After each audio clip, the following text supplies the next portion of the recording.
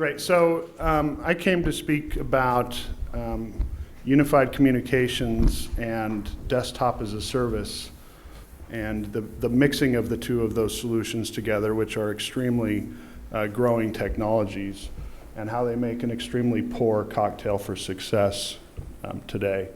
And how do we make this an enjoyable drink that we can all have out here in the lobby and make some good money with it?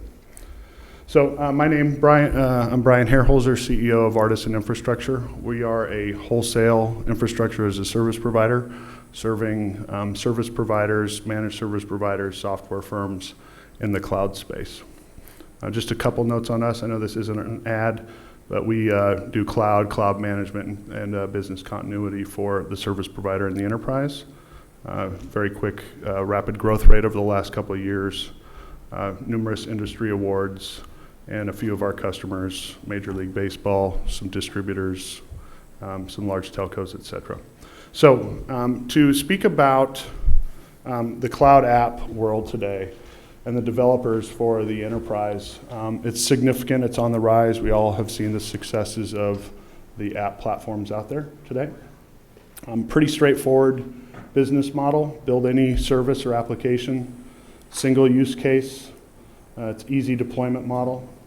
You can pick a cloud provider of choice, only need to worry about that single application for the most part. Not many critical dependencies on other cloud applications.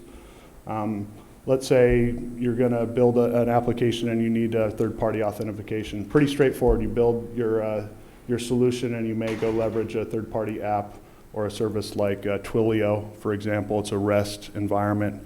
You don't need much, and you're really not depending on things. Yes, you need it to be up in order to support your SLA, but there's not a lot of critical interdependencies of real-time voice and data per se. It's really not dependent on locale either. A lot of these are REST APIs, so it really doesn't matter where these solutions or your solution is to be consumed or to interoperate with other third-party applications. But that's the new world. What about the legacy world? There's still massive amounts of legacy enterprise applications that are still in the enterprise data center, or they're moving to the cloud. We all know that the enterprise is moving their traditional apps to the cloud, but where the applications go, what else has to go there? Why were they all in the data center? They were serving those desktops. So where the applications go, the desktop goes. We're not talking about traditional virtual desktop, VMware View, for example, but we're talking about desktop as a service or workspace as a service, right? So just like hosted telephony, just like cloud applications, the desktop is moving to the cloud, so is the telephony piece. So if you've got the desktop moving, you most likely have already had the phone move, or the phone will move right after. How does UC and desktop as a service work together? Straight answer, it doesn't. Right? You have these environments that are running disparate paths, completely inconsistent with each other. They're not giving themselves any consideration for the other because they really have their own agenda, their own development teams, their own vertical focuses, et cetera. So people really aren't giving consideration to these working together. I know we've got a telco crowd here, but for desktop as a service, industry statistics, I've provided some information from Research Fox. We have an industry that's growing at 34.5% compound annual growth rate, over $1 billion in revenue in 2018. You have AWS that's gone to workspace as a service. You have Microsoft that's going to workspace as a service. This is a very trendy, extremely hot environment for growth. So, how do you build an enterprise class UC solution with a DaaS cocktail, desktop as a service cocktail? So, this is not any traditional cloud app. Oh. Yeah, sorry. Let me go here. I'll do the.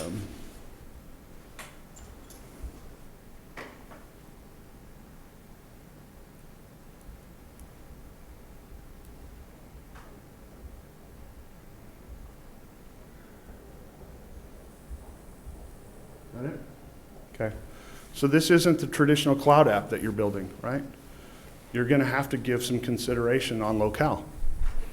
You can't just spin up a desktop or an app in any data center. If you have desktop as a service that is in one world and your application or your voice application are in another world, and you're going to put a call center environment there with 10,000 users pounding those sessions real time, how are you going to scale that environment, and how are those two applications going to talk to each other? There's just no way for them to talk, right? So you've got significant dependency. So it's not as easy as a third-party REST API. This is real-time dependency. Each application is real-time. Each application must be monitored using tools that are aware of each other.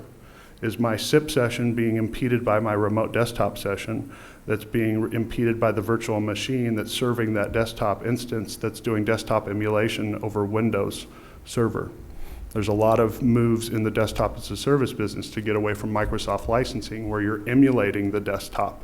So the virtual machine that is serving 10 potential users may need significant resources. You may have a SIP or an application that's being delivered there from a web client, or I should say a mail client, that's delivered with that desktop as a service that now has to integrate against a UC platform that's being delivered from that desktop as a service environment, where that person is also taking a web chat because they're customer service using WebRTC. And now you have WebRTC that has browser compatibilities across 10,000 instances or 10,000 people that are trying to answer those sessions. Now you have browser compatibility at scale against 10,000, 20,000, 50,000 users that are in a call center environment. How do you scale a call center environment? You scale it on a global basis, potentially, probably not in an environment in a call center anymore. You're probably doing it on a global basis. How do you deploy desktops on a global basis instantly from a single master image? You do that within a desktop as a service administration platform, right? So in order to scale desktop as a service and to serve UC as a service combined together, you have to do certain things. You're going to need to bring those things together.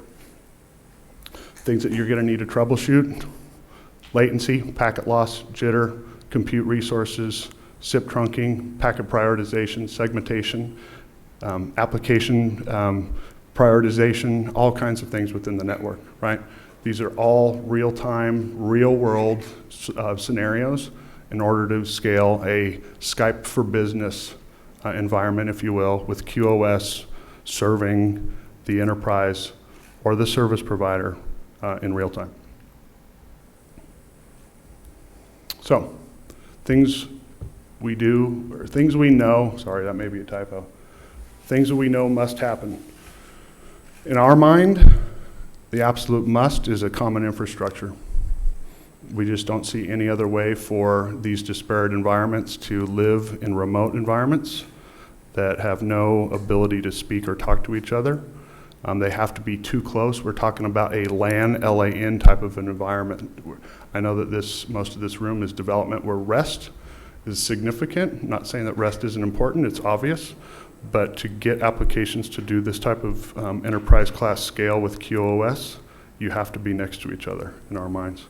There are just too many dependencies that require an IaaS common partner for these solutions to talk to each other. Sets of monitoring tools.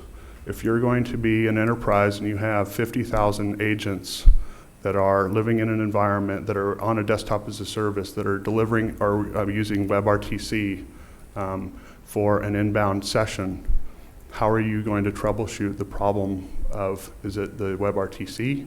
Is it the SIP client? Is it the desktop? Which is it? So a common set of monitoring tool sets that enable that sort of troubleshooting and interop is required. Where there is massive challenge, the last statement, there is massive opportunity. So I believe that those that solve this problem have significant upside of opportunity in this space. That is it for my session. Any questions? Are you seeing any changes in the way that SLAs are put together, supporting BIs or the application, or UCL? Well, you bring up a good point. I really didn't even hit on SLAs. But SLAs apply to this entire stack here. If you're going to be doing enterprise class solutions at scale with true quality, SLAs are absolute imperative. Back to the monitoring tools and the ability to provide statistical information around those SLAs for that large world bank, for example, or that large industrial conglomerate that's delivering these solutions. They aren't going to buy these solutions unless you can definitively and accurately provide valid information of how you're delivering these solutions and the ability to troubleshoot those solutions as well. So.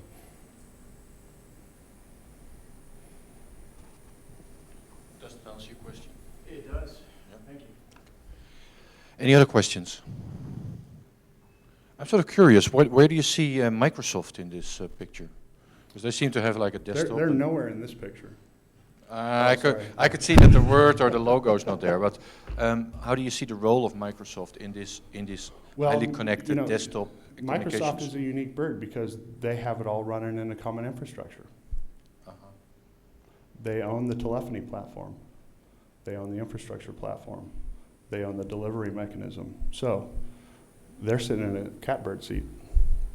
So the thing is from a vendor standpoint, if we're going to play in this space, we really need to give consideration of how we would compete with Microsoft in this from an application standpoint, desktop standpoint, UC platform standpoint, or Microsofts of the world are just going to continue to grab massive market share because this solution right here, or this problem, is significant, and those that solve it, the opportunity is massive.